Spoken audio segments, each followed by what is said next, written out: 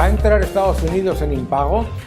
Los republicanos y los demócratas están negociando si se vuelve a levantar el techo de deuda. El techo de deuda es en Estados Unidos un factor muy importante porque cuando se alcanza ese techo de deuda, al contrario que por ejemplo en las economías europeas, el gobierno literalmente tiene que cerrar y tiene que dejar de gastar. Con los datos que tiene el Tesoro de Estados Unidos, el gobierno tendría básicamente recursos hasta el 6 de junio, 10 de junio, antes de tener que cerrar el gobierno, dejar de pagar facturas, dejar de pagar salarios, etcétera. Este factor es muy importante porque sirve de contención ante unos gobiernos que uno detrás de otro siempre van a querer tirar de mayor déficit, mayor gasto y mayor deuda. El techo de deuda se levanta muchas veces y se ha levantado más de 60 veces, por lo tanto la preocupación de los inversores es muy pequeña. Todo el mundo sabe que Estados Unidos no va a entrar en impago y que se permitirá que aumente ese techo de deuda. Pero hay un factor clave, que es la negociación para levantarlo. Y ahí es donde el Partido Republicano exige que el gasto discrecional se reduzca a 1,4 billones de dólares con un aumento máximo del 1% anual durante los siguientes años. Esto es muy relevante porque en Estados Unidos el presupuesto tiene dos partes. Lo que es el gasto obligatorio, que es todo aquello que tiene que ver con la seguridad social, Medicare, Medicaid y, digamos, pensiones, etcétera. Y la segunda parte, que es el gasto discrecional, que es en el que el gobierno introduce los programas que, pueden cambiarse con más facilidad. Reducir el gasto discrecional, que es aproximadamente un tercio del presupuesto, es clave para no entrar en un problema de endeudamiento mucho mayor. Estados Unidos, por lo tanto, va a reducir el gasto público. Esa reducción del gasto público es clave porque es que parece a veces alucinante que en el debate se hable de levantar el techo de deuda y de continuar gastando y parece que nadie hable de administrar mejor, de reducir el gasto innecesario, etcétera, sobre todo cuando el gasto discrecional ha aumentado por encima de la cifra que existía en la época de la pandemia. La situación claramente es de tensión entre demócratas y republicanos. No va a ser fácil, pero la probabilidad de que Estados Unidos entre en impago es no solamente bajísima, sino prácticamente nula. En realidad, Estados Unidos tiene todavía una fortísima capacidad de crédito global, tiene una demanda global de sus bonos, tiene también una capacidad de crecimiento y de recuperación mucho más rápida que las economías desarrolladas similares y por lo tanto el tener la moneda de reserva del mundo, un activo como es el bono del Tesoro, que se considera el activo de menor riesgo y además una enorme demanda de dólares por parte de todo el mundo gracias a la confianza inversora que genera, lo que hace es que esa reducción del gasto sea absolutamente necesaria para mantener todo ese engranaje de confianza. Es decir, la negociación del techo de deuda es mucho más importante de lo que parece y esa negociación que incluya una reducción de gasto y una sostenibilidad de las cuentas públicas, hace que se mantenga la confianza en la moneda, que se mantenga la confianza en la economía y que a la vez se continúe percibiendo a nivel global el dólar y el bono norteamericano como el activo de menor riesgo. Hola, bienvenidos a una jornada más a Estrategias de Inversión. En esta ocasión repasamos la actualidad económica de la mano del economista jefe de Tresis y doctor en Economía, Daniel Lacalle. Muy buenos días, ¿qué tal? ¿Cómo va? Muy buenos días, gracias por invitarme. Esta semana hemos conocido uno de los datos más relevantes que vigilan los mercados, como es el IPC de Estados Unidos, que bajó una décima hasta situarse en el 4,9. algo mejor del 5% esperado. Sin embargo, el recorte, aunque esperanzador, es muy ligero, es mínimo. ¿Está realmente dando su fruto la política monetaria restrictiva de la Reserva Federal?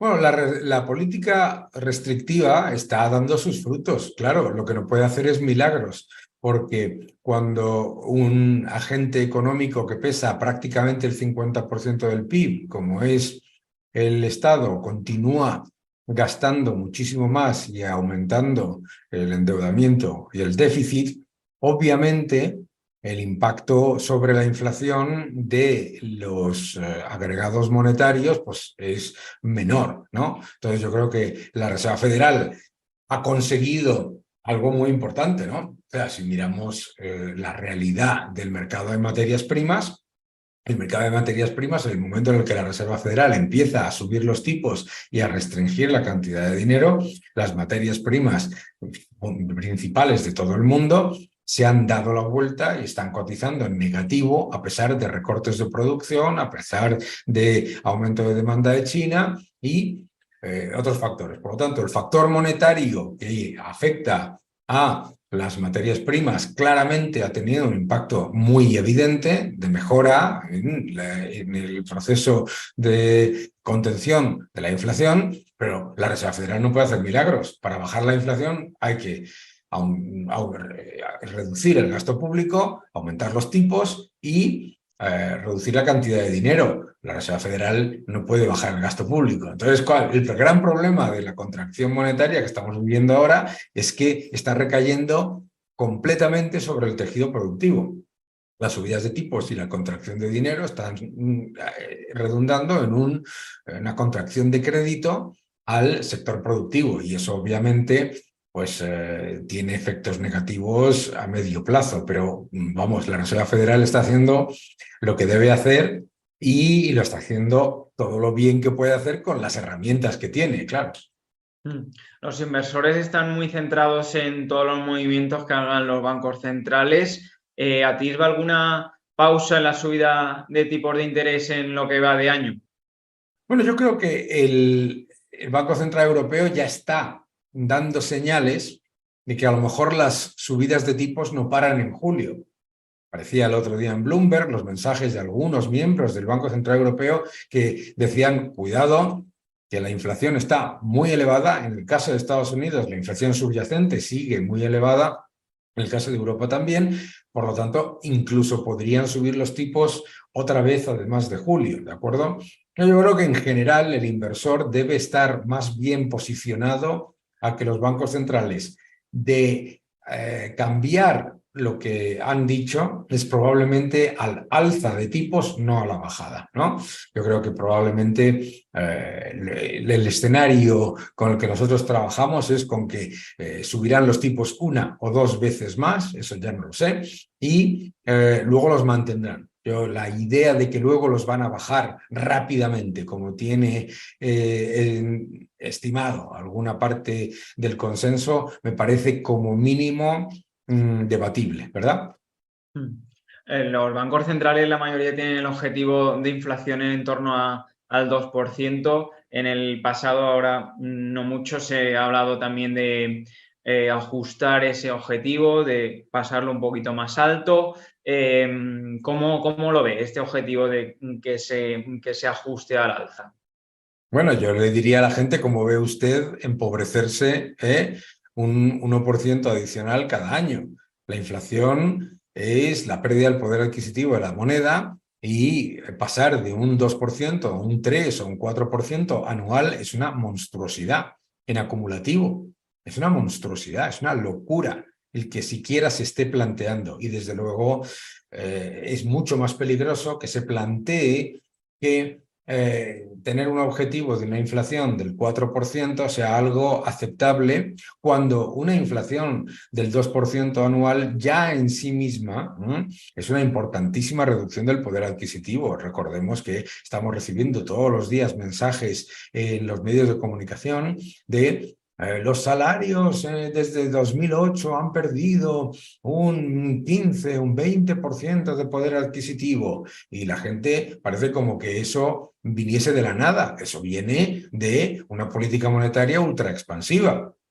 Entonces, si no nos damos cuenta de que elevar el objetivo de inflación no solamente es extremadamente negativo para la economía general, es que es extremadamente negativo para el mercado también. Porque recordemos que la inmensa mayoría de los inversores de a largo plazo tienen carteras que están orientadas a un porcentaje significativo a renta fija, que con un 4% de inflación anualizado significaría que las enormes pérdidas no realizadas en los portafolios de bonos de tantos fondos de pensiones serían gigantes. Sí, una de las causas, o sea, de las consecuencias, perdón, de esta subida de tipos ha sido el desastre que hemos visto, las quiebras de algunos bancos regionales en Estados Unidos, como el Silicon Valley Bank o el Signature Bank o el First Republic Bank. ¿Cree que hay un problema en la banca regional de Estados Unidos? ¿Y cómo lo ve en el caso de Europa, después también del problema que ha tenido Credit Suisse? Claro, el problema de la banca no es por las subidas de tipos. El problema de la banca es porque hay una enorme exposición en el activo a activos extremadamente sobrepreciados. Para empezar, en el caso de la banca regional, salta primero porque el activo más sobrepreciado y más que se ha convertido en igualmente volátil e igualmente arriesgado es el bono soberano, ¿de acuerdo? Pero claro, la banca europea, que parece como si fuese inmune a todo esto, la banca europea tiene una enorme exposición al crédito soberano, no solamente en bonos, sino además en préstamos al sector público, desde infraestructuras hasta todo tipo de actividades, ¿no? Empresas públicas, etcétera. Por lo tanto, decir que la banca europea es inmune a los problemas que se están reflejando en la banca regional, en realidad la banca regional de Estados Unidos no es una causa de nada, es un síntoma. Es un síntoma de muchos años de tipos de interés reales y nominales negativos, en el caso de la eurozona, y del exceso de riesgo acumulado. A echarle la culpa a los tipos de interés, a subir los tipos de interés, es un poco como echarle la culpa al que le dice a una persona que ha bebido demasiado que se ha tomado demasiadas copas, ¿no? ¿Cómo ha visto los resultados? ¿Cómo valora los resultados empresariales de los bancos del IBEX 35? Bueno, los resultados de los bancos son decentes, son buenos, pero no podemos olvidar que los resultados son buenos fundamentalmente porque los bancos no están haciendo provisiones y los bancos deberían estar haciendo provisiones para un entorno en el que macroeconómicamente y los riesgos de aumento de morosidad debería, por prudencia, hacerse provisiones significativas, ¿no? También es importante entender que por fin los bancos empiezan a tener un poco de rentabilidad por margen de intermediación. Esto es algo claramente positivo, ¿no? Pero que es muy complicado esperar que la rentabilidad sobre activos tangibles o la rentabilidad sobre el equity realmente empiece a generar rentabilidad, beneficio con respecto al coste de capital. Entonces, los bancos están mejorando.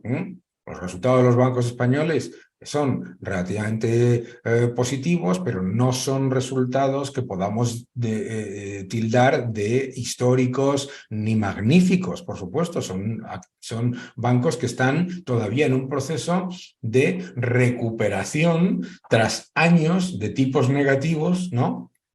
Y de rentabilidades desastrosas con respecto al coste de capital. Ha comentado el sector bancario, también ha comentado la caída de las materias primas. ¿En qué sectores ve más oportunidades en este entorno? Bueno, yo creo que en este entorno los consumidores están eh, están mostrando una fortaleza bastante mayor a lo que probablemente podíamos esperar, que eso es positivo, ¿no? Pero mucho de ello viene de consumo de ahorro, ¿verdad? Entonces, yo creo que el sector del lujo, el sector de la defensa, el sector de todo lo que tiene que ver con seguridad y ciberseguridad, todo lo que tiene que ver con tecnología, con beneficios, no unicornios. Yo creo que también es muy importante echarle un vistazo a los sectores verdaderamente ESG, ¿no? Y cuando digo verdaderamente ESG, me refiero a que cuando se habla de sostenibilidad, lo más insostenible que hay son las pérdidas, ¿no? Entonces, para mí es importante que se le preste atención no solamente a la parte medioambiental y la parte social, sino la parte de que se generen beneficios y la G, que nos tendemos, que muchas veces en el mundo de la inversión socialmente responsable nos olvidamos de la G, la gobernanza, y que el problema de gobierno corporativo en muchas empresas, particularmente europeas, muy ligadas peligrosamente a los gobiernos, no es pequeño, ¿no? Entonces, yo creo que ahí hay oportunidades muy importantes, pero hay que ser, lo decimos siempre todos los gestores y todos los operadores de mercado, que hay que ser selectivos, pero es que hay que serlo. Y yo creo que hay que ver, creo que hay muy buenas oportunidades en Estados Unidos. Creo que hay muy buenas oportunidades en los sectores, disruptivos y que inciden sobre esos factores importantes, la demografía, la sostenibilidad y la tecnología, y yo sería bastante más que cauteloso con los sectores que más se han favorecido en los 2 últimos años, que son los más ultracíclicos, ¿no? Los más expuestos al ciclo económico e incluso a las materias primas. También hablamos del petróleo, cae más de un 10% en el año, a pesar de los recortes de producción por parte de la OPEP. ¿Qué está descontando realmente el precio del crudo? ¿Ve una recesión importante? O sea, ¿cree que el precio del crudo refleja esa posible recesión? Yo creo que el precio del crudo está reflejando varios factores, ¿no? El primero es el monetario, comentaba antes, ¿no? Eh, Siempre nos olvidamos cuando hablamos de materias primas, siempre todo el mundo habla pues de oferta, demanda, riesgo geopolítico, etcétera, y nos olvidamos del factor monetario, que es el más importante de todos, ¿no? Entonces, cuando en el sector del petróleo suben los tipos y se reduce la liquidez que hay en el sistema, es mucho más caro almacenar petróleo, muchísimo más caro contratar barcos, mucho más caro tomar posiciones a largo plazo y muchísimo más caro, incluso inasumible para muchos operadores, financiar margin calls de apuestas muy agresivas apalancadas, ¿de acuerdo? Entonces eso inmediatamente, las subidas de tipo, yo siempre digo, Powell 1, Putin 0, ¿no? Que el factor monetario es clave en lo que está ocurriendo con las materias primas. Tú lo has dicho, ha habido no un recorte, sino 2 recortes de producción por parte de los operadores OPEP y también Rusia, ¿verdad? Que ha retirado barriles del mercado de exportación y es verdad que el mercado está razonablemente bien suministrado. Yo creo que el petróleo, primero, descuenta el factor monetario, que las subidas de tipos y la contracción monetaria van a tener un impacto significativo sobre el precio, y el segundo, no te diría que tiene una recesión, pero sí la contracción, que ya es muy evidente en la eurozona, 30 meses de contracción en el sector manufacturero, y claro, el sector manufacturero es el barril marginal en la mayoría de las economías, ¿verdad? Por lo tanto, pues yo diría que contracción en el sector manufacturero prolongada, y obviamente, si queremos añadir un tercer factor, había una expectativa muy fuerte con la reapertura de China como el gran factor de aumento de demanda, y lo que ha ocurrido, la evidencia es que China se está recuperando, pero se está recuperando de una manera más orientada a servicios que a construir cosas, ¿no? Que era lo que hizo en el año 2008. Pues con esas ideas del economista jefe de Tresis, Daniel Lacalle, nos quedamos. Muchas gracias, Daniel, por acompañarnos y hasta otra ocasión. Muchísimas gracias y un fuerte abrazo a todos.